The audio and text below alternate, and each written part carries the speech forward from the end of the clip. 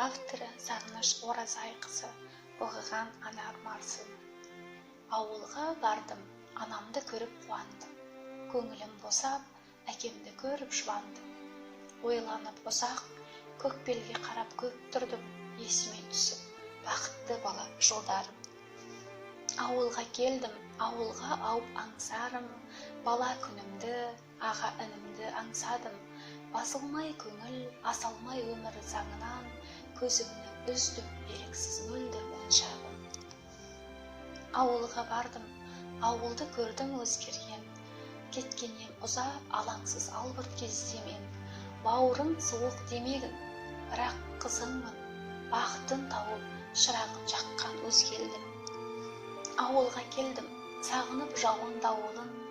Жүреккен күтіп, мені де туған бауырым. Өзіңе келіп, мауқымды басып барамын. Жат жұрттық дейтін жолымның ұғып ауырын. Ауылым менің, сен десе көңіл бұлқынар. Өйткені сенде әкемнің қара жұрты бар.